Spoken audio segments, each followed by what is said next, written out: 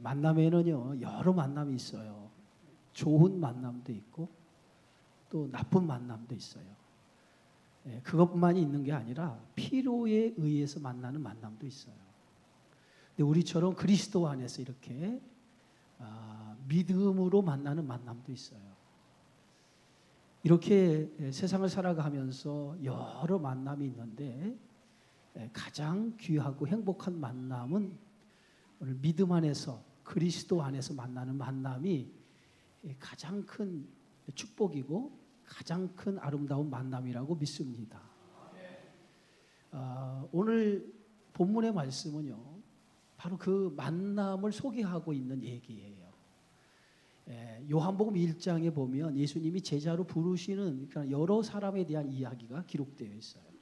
그들이 인생에서 나름대로 자기의 삶을 살다가 그리스도를 만남을 통해서 그의 인생이 변화되어지는, 그리고 그들의 인생이 영혼의 복을 받는 인생으로 바꿔지는 그것을 기록하고 있는 것이 1장이에요.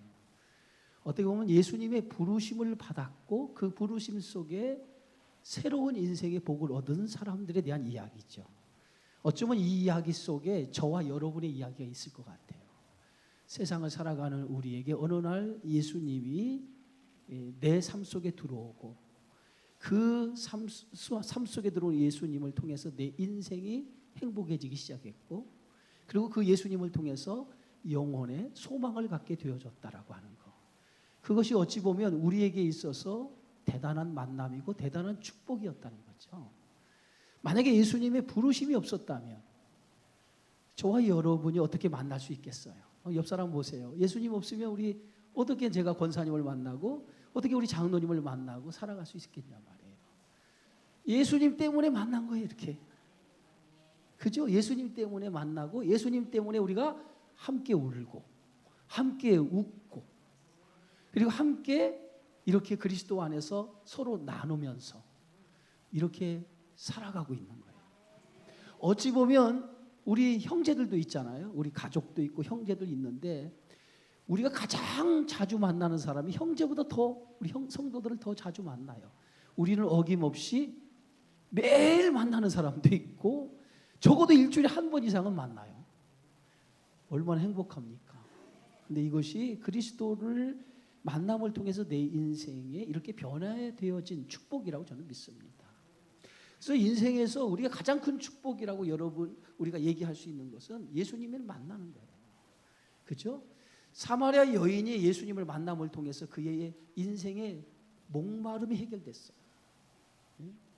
또 삭개오가 예수님을 만남을 통해서 그의 인생의 목적이 가난에서 벗어나 부요함을 얻는 것이었어요. 근데 예수님을 만남을 통해서 그의 인생의 목적이 바뀌었어요.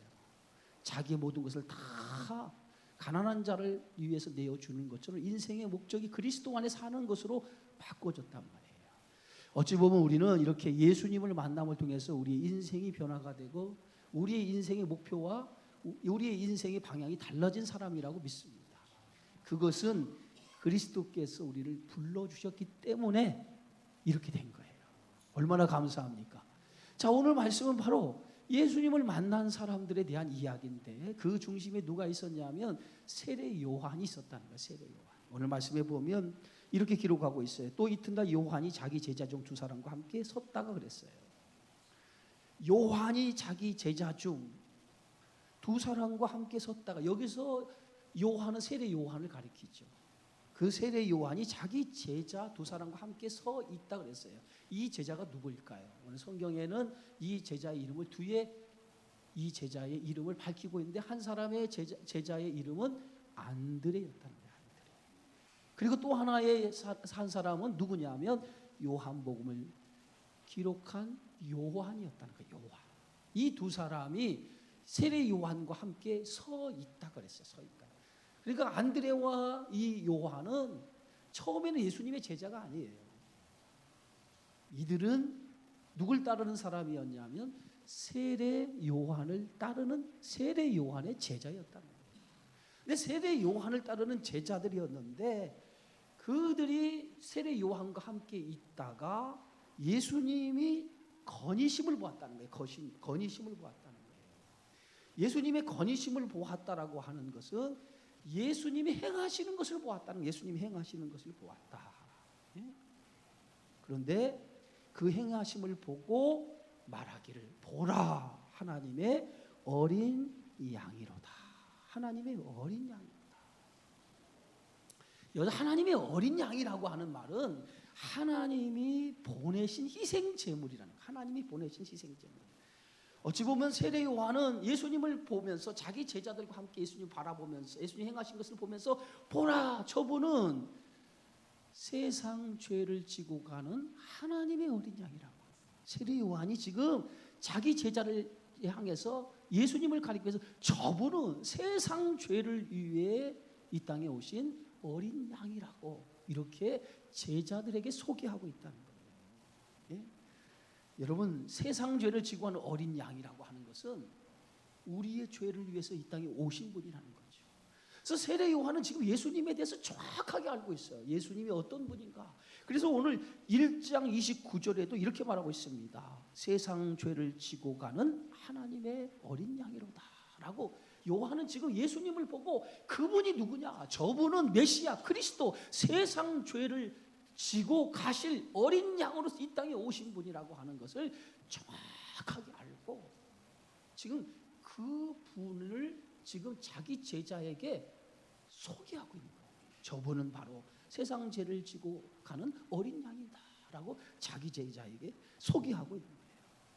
여러분, 예수님이 이 땅에 오신 목적을 요한은 정확하게 알고 있었다는 거예요. 정확하게. 그분이 어떤 분인가? 그분은 우리의 죄를 위해서 오신 분이라고 하는 것을 정확하게 알고 있어요. 그래서 자기가 알고 있는 예수, 그리스도, 메시아, 그 메시아를 지금 요한은 누구에게 소개하고 있어요? 자기 제자에게. 자기 제자에게 지금 이 땅에 어린 양으로 오신 메시아를 지금 자기 제자에게 정확하게 소개를 하고 있다는 거예요.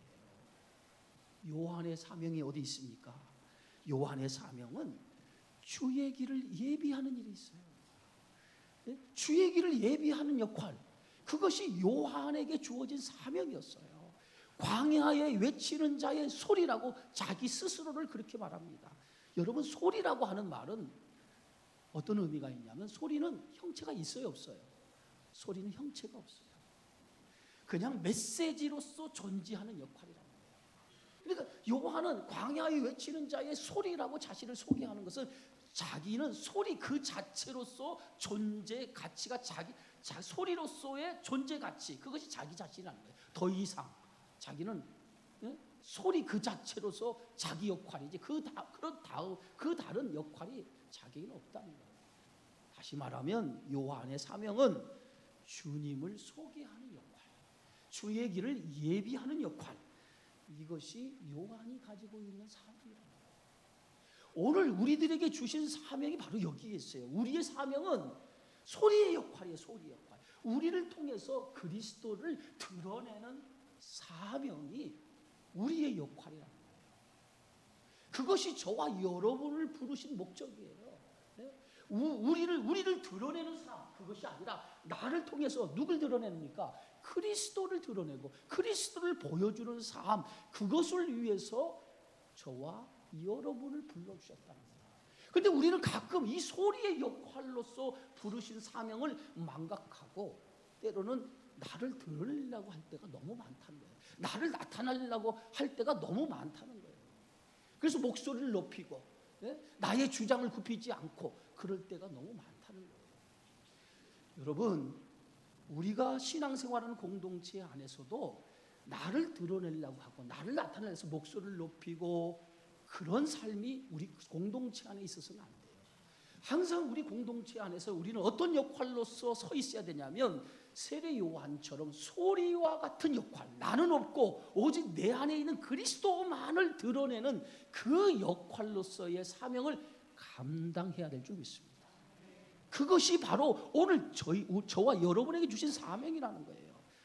내 목소리를 높여서 나를 드러내기보다는 내 안에 계신 예수, 생명이신 예수, 그 그리스도를 나를 통해서 드러내는 것, 그것이 저와 여러분의 사명이에요.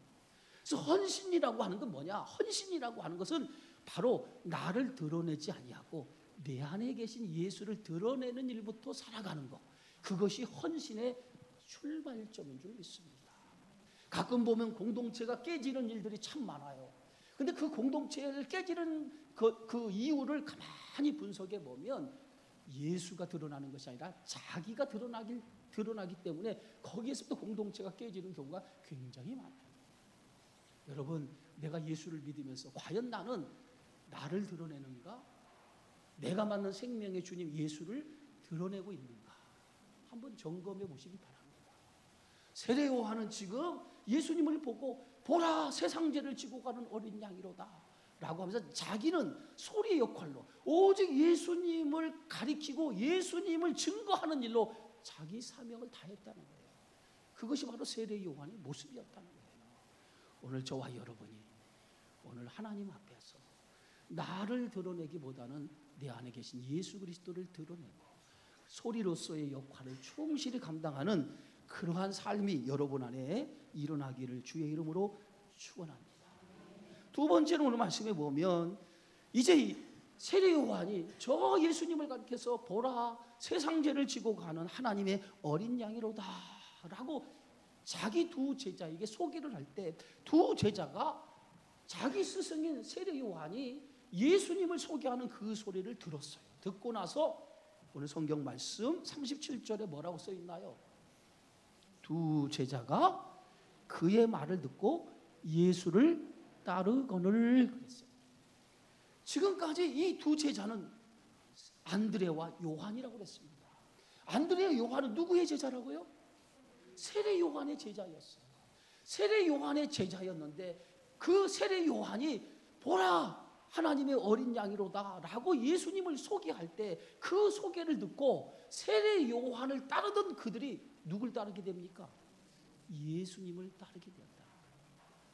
여러분, 세례 요한의 모습 속에서 무엇을 봅니까? 자기를 비우는 모습을 보게 되어지죠. 만약에 자기를 따르는 그 안드레와 요한이 자기를 착 따르는 제자였는데 자기 말 한마디를 듣고 예수님을 따랐다고 할 때 우리 같으면 시기와 질투가 일어날 거예요. 그죠?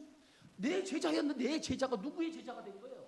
예수님을 따르는 제자가 되었다고 하면 우리 같으면 그럴 수 있어 라고 얘기하는데 세례 요한은 자기를 따르는 두 제자 그것이 목적이 아니라 그들이 내 말을 듣고 누굴 따르는 제자가 되기를 원했어요?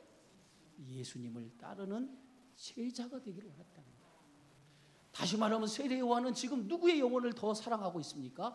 두 제자의 영혼을 사랑하고 있다는 거예요. 자기를 따르는 제자가 되어서는 영혼을 구원을 얻지 못해요. 예수님을 따를 때 그의 영혼이 구원을 얻고 그의 영혼이 그리스도를 통해서 영원한 삶을 얻게 되어지는 거예요. 자기는 예수를 소개하는 역할로 끝나는 것이 자기가 스승이 되려고 하는 마음은 하나도 없었다는 거예요. 오직 자기를 통해서 누굴 소개하면 돼요? 예수만 소개하면 되는 것이 이게 세례 요한의 사명이었다는 거예요. 바로 여러분을 통해서 하나님이 원하시는 것이 어떤 것이냐? 여러분을 통해서 예수님을 소개하고 예수님이 드러나고 예수님을 증거하는 그 삶이 여러분을 통해서 이루어지기를 바라는 것이 하나님의 뜻임을 믿으시기 바랍니다. 그래서 항상 우리 여러분은 한 사람 한 사람을 통해서 주어지는 그 그리스도를 드러내는 일, 그것을 잘 감당하기를 주의 이름으로 축원합니다. 자, 이렇게 세례 요한이 예수님을 소개하니까 세례 요한의 제자인 안드레 요한이 그 세례 요한의 말을 듣고 예수를 따르기 시작을 했어요. 자, 그런데 오늘 38절에 보니까 자, 우리 함께 읽습니다. 예수께서 돌이켜 그 따르는 것을 보시고 물어 이르시되 무엇을 구하느냐? 그들이 세례 요한의 제자였던 안드레 요한이 세례 요한을 받고 예수님을 따르게 되어졌습니다. 그때 예수님께서 그 두 제자에게 뭐라고 얘기하냐면 무엇을 구하느냐? 무엇을 구하느냐? 이 무엇을 구하느냐라고 하는 이 말은 너희들이 무슨 목적으로 무슨 목적이 있어서 나를 따르느냐? 무슨 목적이 있어서 나를 따르느냐라고 예수님께서 그 두 제자에게 물었다는 거예요. 너희가 무슨 목적으로 나를 따르는 거냐? 너희가 세례 요한의 제자 아니냐? 세례 요한의 제자인 너희들이 무슨 목적이 있어서 나를 따르게 되었느냐? 라고 예수님이 그 두 제자에게 물은 거예요. 예? 두 제자의 대답이 어떤 대답입니까? 예? 라비요, 어디 계시오니까? 두 제자는 예수님이 너희가 무슨 목적으로 나를 따르지? 라고 물어보니까 두 제자가 이제 예수님의 그 물음 앞에 대답하기를 이렇게 대답하는 거예요. 라비요, 어디 계시니까? 어디 계시오니까? 어디 계시오니까? 이것은 어떤 의미의 말이냐면 우리는 당신과 깊은 만남을 갖기를 원합니다. 그 얘기예요. 당신과 깊은 만남을 갖기를 원합니다. 지금 보라, 하나님의 어린 양이라고 세례 요한이 소개했던 그 예수를 소개받고 나서 주님을 따르면서 그들이 지금 예수님 앞에 우리는 주님과의 만남을 통해서 깊은 만남, 깊은 교제를 갖기를 원합니다 라고 그렇게 예수님 앞에 자신들이 예수님과 더 깊은 만남, 예수님을 알고 싶다는 거예요. 당신이 누구인지, 당신이 어떤 분인지 나는 알고 싶습니다. 우리는 알고 싶습니다. 당신과 교제를 통해서 정말 어린 양으로 오신 예수인지 메시아인지 우리는 주님이 어떤 분인지 알고 싶습니다 라고 그렇게 예수님께 대답을 했다는 거예요. 여러분, 우리가 내가 믿는 예수가 어떤 분인가를 바로 알아야 돼요. 여기에 신앙의 성숙이 이루어지는 줄 믿습니다. 맨날 우리가 예수님을 믿어도 예수님에 대해서 알지 못하면 우리의 신앙의 성숙을 이루지 못해요. 주님이 누구신가, 정확히 내가 믿는 예수님이 누구인가를 알고 그분을 따를 때 우리는 그분을 위해서 살아갈 수 있게 되어지는 줄 믿습니다. 그래서 두 제자가 세례 요한으로부터 예수님에 대해서 소개를 받고 나서 우리는 주님과 교제를 나누고 싶습니다. 주님이 누구신가, 어떤 분인가 더 깊이 주님을 알기를 원합니다 라고 이렇게 대답을 했어요. 자, 그런데 이렇게 그들이 예수님의 물음 앞에 대답했을 때 그들이 대답할 때에 예수님을 뭐라고 불렀다고요? 라비여라고 불렀어요. 라비여라고 불렀어요. 라비라고 하는 게 뭐예요? 번역하면 선생이라고 했어요. 번역하면 선생. 이 가로에 있는 말은 헬라어로 기록된 거예요. 헬라어로. 이 나머지는 뭐예요? 아람어로 기록하고 가로에 있는 말은 헬라어로 기록해서 가로에 쳐서 해석을 한 거예요. 랍비라고 하는 말을 뭐라고요? 선생이라고 하는 뜻이었다는 거예요. 선생이라고 하는 뜻이었다는 거예요. 그러니까 그들은 지금 예수님을 정확하게 보라, 하나님의 어린 양이로다 라고 세례 요한이 지금 예수님을 가리켜서 소개했어요. 그분은 하나님의 어린 양이라, 우리의 희생제물로 우리의 죄를 위해서 이 땅에 오신 하나님의 어린 양이라고 소개하고 있는데 지금 제자들은 그 소개를 받고 예수님에 대해서 정확히 알고 있어요? 모르고 있어요? 예수님에 대해서 정확하게 모르고 있는 상태라는 거예요. 그래서 그들이 그 세례 요한의 소개를 받고 예수님을 따르면서 예수님 앞에 더 예수님을 알고 싶습니다. 당신이 누구인지 예수님에 대해서 알고 싶습니다라고 고백했던 거예요. 그때 그 고백을 하면서 그들의 대답은 라비요, 선생님이요. 예수님이 아직 메시아라고 하는 것을 알지 못했다는 거예요. 자, 그런데 이제 39절에 보면 이렇게 기록하고 있죠. 자, 함께 있습니다. 예수께서 이르시되 와서 보라. 그러므로 그들이 가서 계신 데를 보고 그날 함께 거하니 때가 10시쯤 되었더라. 예수님께서 그 두 제자가 당신과 함께 깊은 만남, 깊은 교제를 나누고 싶습니다 라고 예수님께 와서 그렇게 그렇게 얘기하니까 예수님께서 와서 보라 라고 말씀하시면서 너희가 원하는 대로, 너희가 나를 알고 싶으면 너희가 원하는 대로 내가 너희와 교제를 통해서 내가 누구인가를 너희들에게 알게 하겠다. 내가 너희들에게 소개하겠다 라고 예수님이 말씀하신 거예요. 와서 보라. 와서 내가 누구인지를 너희가 한번 보라.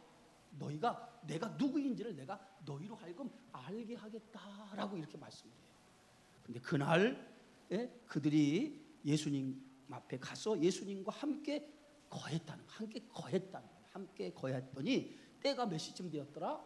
10시쯤 되었더라. 우리나라의 시간으로 보면 오후 4시가 되었더라. 밤이 시작되는 오후 4시가 되었더라. 이렇게 해서 그들이 예수님을 세례 요한 스승으로부터 소개받고 예수님과 함께 거하게 되었다.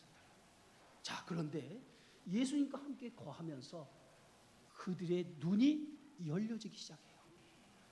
그들의 눈이 열려지기 시작해요. 자, 오늘 성경 말씀 40절 함께 있습니다. 요한의 말을 듣고 예수를 따르는 두 사람 중에 하나는 누구라고요? 시몬 베드로 형제 안드레라. 여기에 비로소 이 두 사람 중에 한 사람의 이름이 밝혀지는데 그 두 사람 중에 한 사람의 이름이 안드레였다는 거예요. 안드레. 예? 안드레. 예? 그런데 한 사람은 또 누구예요? 한 사람은 또 누구예요? 두 사람이 한 사람은 또 누구였어요? 오늘 이 성경을 지은 요한이에요. 그래서 요한은 자기 이름을 밝히지 않은 거예요. 왜? 자기가 이 책의 저자이기 때문에 자기 이름을 밝히지 않은 거예요. 그래서 한 사람의 이름은 안드레고 한 사람은 요한이었다는 거죠. 자, 그런데 오늘 41절에 이렇게 써 있어요. 우리 함께 읽어봅시다. 시작.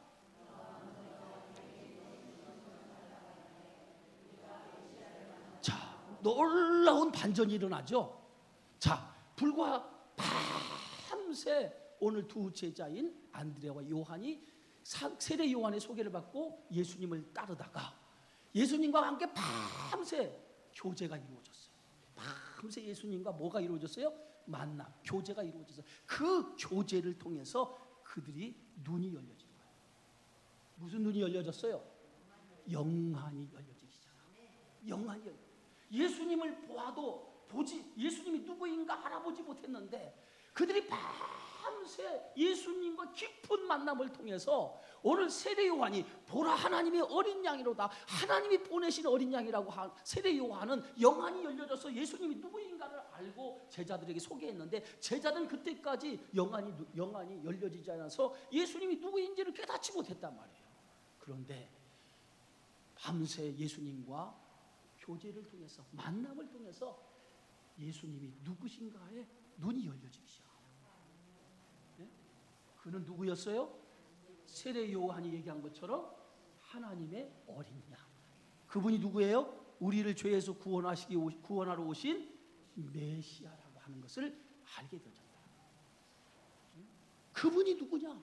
예수가 누구냐라고 하는 것을 정확하게 그들이 눈이 열려져 영안이 열려서 예수가 메시아 그리스도인 것을 알게 되어졌다는 거예요. 자, 예수가 누구인가 알게 되어졌을 때 그의 반응의 첫 번째 반응이 뭐냐 이거예요. 첫 번째 반응이 안드레가 예수가 누구인가를 정확히 깨닫고 나서 그의 첫 번째 반응이 어디에 있냐 이거예요. 그것이 오늘 우리에게 주신 사명이에요. 그 반응이 뭐예요? 누굴 찾아가요? 여러분, 예수가 누구인가를 눈이 열려지는 사람에게는 그를 전하는 사람이 됐다는 거예요. 예수가 누구인가를 깨닫는 사람, 예수가 누구인가를 아는 사람은 그의 삶이 변화되는데 그의 삶이 어떤 삶을 전도자의 삶으로, 그리스도의 복음을 전하는 자의 삶으로, 그리스도를 위해서 살아가는 삶으로 변화되어지는 줄 믿습니다. 이게 뭐냐? 그리스도 앞에 부르심을 받은 사람의 모습이라는 거예요. 헌신이 뭐예요? 헌신은 나를 부르신 그 부름의 뜻을 따라 살아가기로 나는 작정합니다. 나는 결심합니다. 결단하는 게 헌신이에요. 그렇잖아요? 주님이 나를 부르셨는데 그 주님이 부르신 그 뜻을 따라 살아가겠습니다. 다시 한번 확인하고 다시 한번 결심하고 다시 한번 결단하는 게 헌신이에요. 그래서 오늘 이 헌신의 자리, 총여선교회가 헌신한 이 헌신의 자리는 주님을 위해서 내가 이렇게 살겠습니다. 이렇게 살겠습니다. 이렇게 살겠다고 하는 그 결단이 뭐예요? 주님을, 복음을 전하는 자의 사명으로 살겠습니다라고 하는 그 결단이 이루어지는 것이 헌신이라는 거예요. 믿으십니까? 그래서 안드레가 제일 먼저 예수님과 밤새 교제를 나누다가 눈이 열려집니다. 예수님이 누구인가? 그분에 대해서 눈이 확 열려지고 나서 예수가 메시아구나, 자기 스승이 보라 하나님의 어린 양이라고 했던 그 의미를 깨닫게 되어지고 아침에 일어나서 그가 예수님을 모시고 간 곳이 어디냐면 자기 형제 시몬을 찾아갔다는 거예요. 누굴 데리고? 예수님을 데리고. 얼마나 보세요. 얼마나 안드레가 예수님과 만남을 통해서 예수님이 어떤 분이가 깨달을 때 얼마나 기뻤으면, 그분이 메시아인 줄 알고 그 기쁨이 얼마나 컸으면 아침에 눈을 뜨자마자 예수님 갈 때가 있습니다. 예수님 갈 때가 있습니다. 내 형제 누가 있어요? 시몬이 있단 말이에요. 내 형제 시몬인데 아직 그 시몬은 누굴 만나지 못했어요. 예수님이 누구인지 알지 못합니다. 예수님이 누구인지 알지 못합니다. 예수님 함께 가셔서 그 시몬 베드로에게 예수님이 누구인가 가르쳐 줘야겠습니다. 이게 뭐예요? 예수를 만난 자의 삶이라는 거예요. 예수를 만난 사람의 삶은 자기를 들여서 헌신하는 삶을 살아가기 시작한다는 거예요.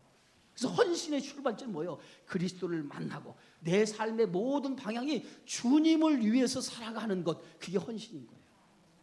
자, 그래서 이 안드레가 오늘 41절 우리 함께 읽습니다. 시작. 그가 먼저 자기 형제 시몬을 찾아 말하되 우리가 누굴 만났다? 메시아를 만났다. 그래서 우리가 메시아를 만났다. 우리가 메시아를 만났다는 거예요. 우리가 메시아, 이 메시아 선지자가 예언하는, 구약에서 예언하는, 선지자들이 예언하는, 구약의 말씀에서 예언하는 그 메시아가 오리라고 약속하신 그 메시아를 우리가 드디어 만났다는 거예요. 예? 만났다는 거예요. 그래서 그가 이제 데리고 예수께로 오니, 누굴 데리고요? 시몬을 데리고 예수께 오니, 예수님께서 우리 42절 함께 읽습니다. 빨간 글씨만 시작. 내가 요한의 아들 시몬이니 장차 게바라 하리라. 여러분, 안드레가 시몬을 데리고 예수님께로 데리고 오니까 예수님께서 그를 딱 보더니 예수님께서 뭐라고 얘기하냐면 내가 요한의 아들 시몬이니, 그랬어요. 시몬이, 내가 요한의 아들 시몬이니 장차 뭐라고 하라고? 게바라. 게바를 번역하면 뭐라고요? 베드로. 자, 여러분, 예수님께서 베드로를 향해서 뭐라고 했냐면 미래의 베드로의 모습, 시몬의 모습을 미래에 되어질 시몬의 모습을 예수님이 말씀하는 거예요. 뭐라고 말씀하냐면 장차 게바라 하리니. 이 게바라고 하는 뜻이 뭐예요? 반석이라는 뜻이죠. 장차 너를 반석과 같은 신앙의 사람으로 만들어 주리라. 예? 반석처럼 분명한 신앙을 고백하는 사람이 되리라. 예수님이 오늘 그 시몬을 보시고 내가 장차 게바라 하리니, 이 말은 예수님이 이 시몬 베드로를 향한 큰 계획을 가지고 있었다는 거예요. 그 계획이 뭐냐?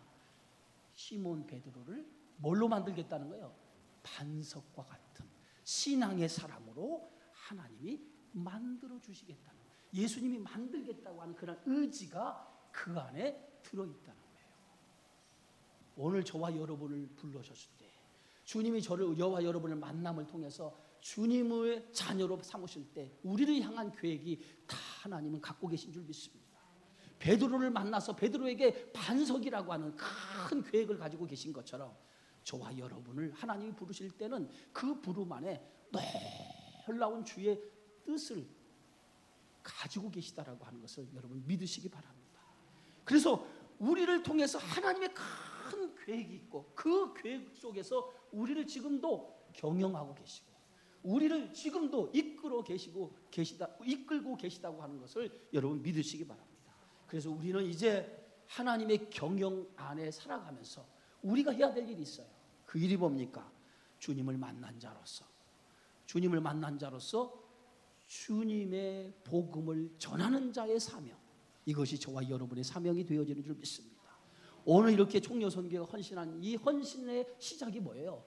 우리는 주의 부르심을 받은 자로서 이제부터는 나의 삶도 있지만 나의 삶보다 더 중요한 것이 주님을 위해 살아가는 삶이 있다고 하는 것을 여러분 다시 한번 믿으면서 주의 부르심 앞에 응답하며 살아가는 것, 그것이 저와 여러분에게 주어진 사명인 것을 믿고 이제 복음을 전하는 자로서의 하나님의 기쁘신 뜻을 위해서 헌신하는 우리 총려선교 회원들, 우리 모든 성도들이 되어지기를 주님의 이름으로 축원합니다. 기도하겠습니다.